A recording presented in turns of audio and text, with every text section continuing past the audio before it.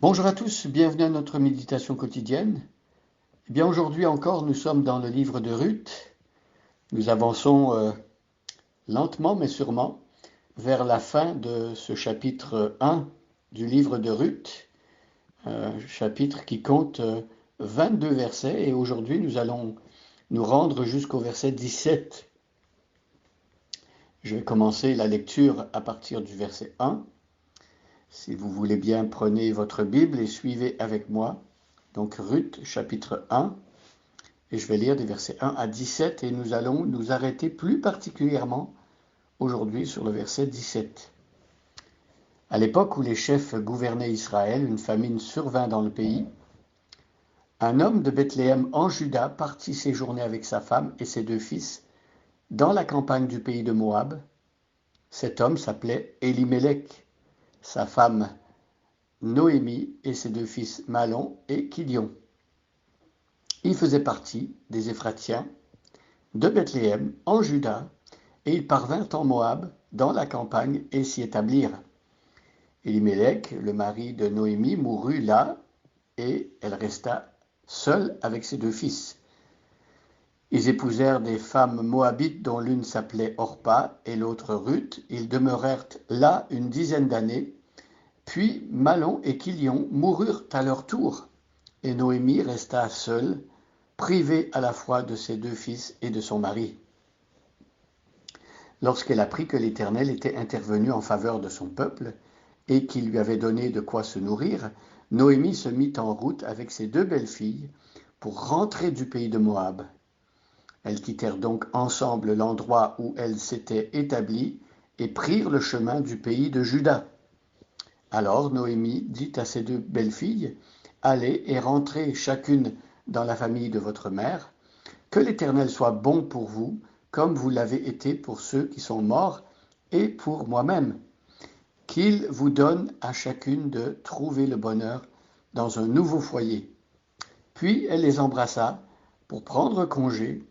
Les deux jeunes femmes pleurèrent à gros sanglots et lui dirent, « Non, nous t'accompagnerons dans ta patrie. » Noémie leur répondit, « Retournez chez vous, mes filles. Pourquoi viendriez-vous avec moi? Je ne peux plus avoir des fils qui pourraient vous épouser. Retournez chez vous, mes filles. Allez, je suis trop âgée pour me remarier. Et même si je disais, j'ai de quoi espérer des enfants, je me donnerais à un mari cette nuit même et j'en aurais des fils. Attendriez-vous qu'ils aient grandi et renonceriez-vous pour cela à vous remarier? Bien sûr que non, mes filles. Je suis bien plus affligée que vous, car l'Éternel est intervenu contre moi. »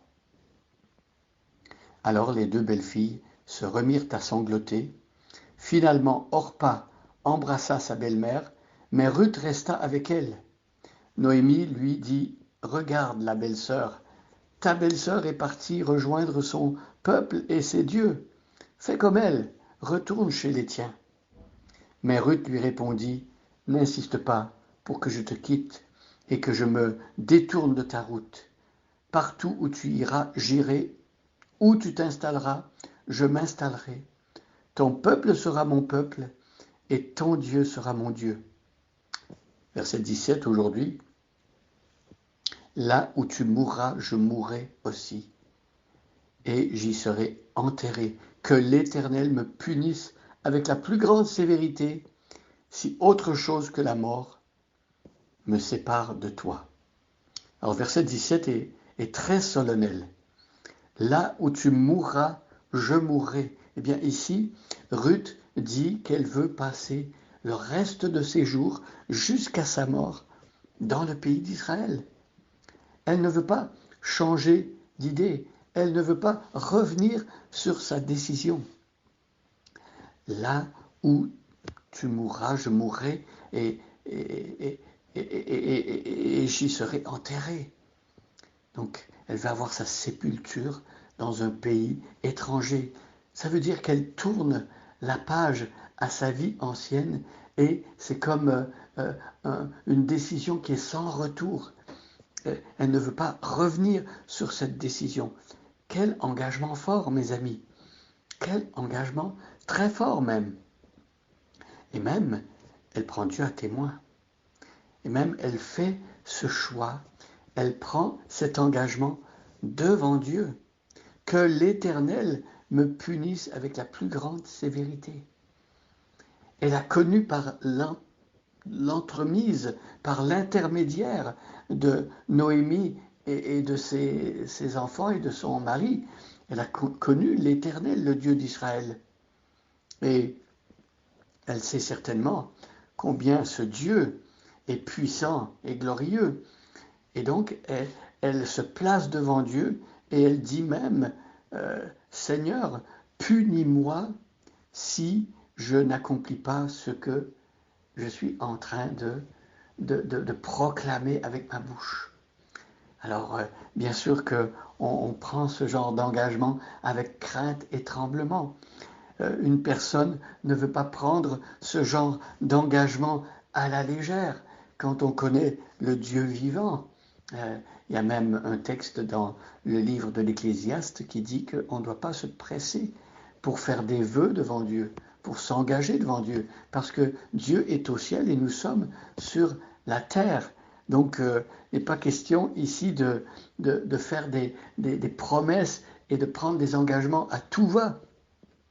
Ici, on ressent bien que Ruth est sincère. Elle y met tout son cœur et elle est solennelle comme jamais. Et elle veut vraiment tenir promesse.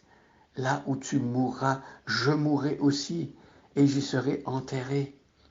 Que l'Éternel me punisse avec la plus grande sévérité.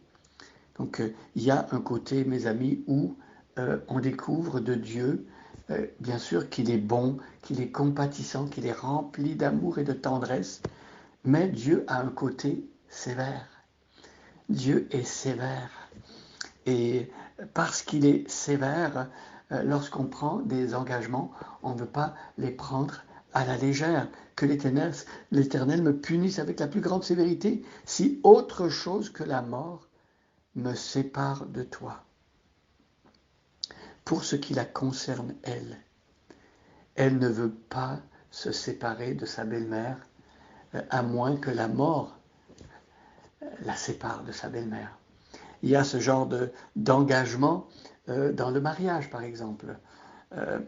Dieu a dit que l'homme ne sépare pas ce que Dieu a uni. Et dans le mariage, l'engagement est pour toujours. Il n'y a que la mort qui fait qu'un mariage peut être dissous, selon la parole de Dieu. Et il y a d'autres clauses exceptionnelles comme l'adultère, quand quelqu'un commet l'adultère. Mais on voit que lorsqu'on prend des engagements devant Dieu, ces engagements sont sérieux.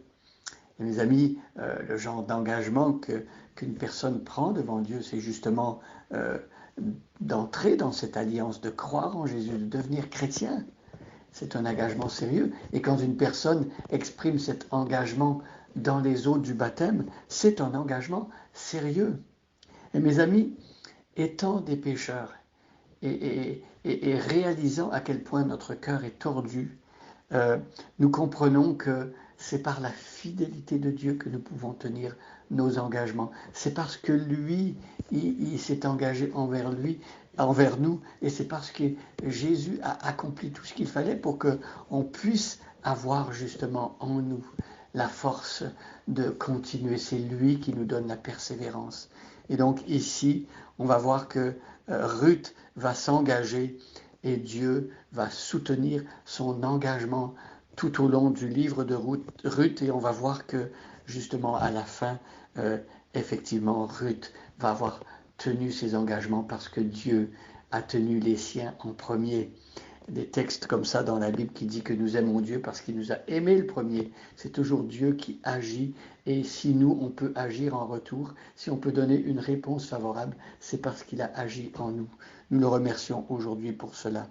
Merci Seigneur, parce que toi, le Dieu qui t'engage envers nous, toi qui fais les premiers pas vers nous, toi qui touches notre cœur, tu nous permets ensuite de prendre des engagements que tu vas nous donner la force de tenir. Merci parce que Jésus-Christ est celui qui est l'Amen de Dieu. En lui, toutes les promesses de Dieu sont oui, et c'est lui qui nous donne la force de tenir.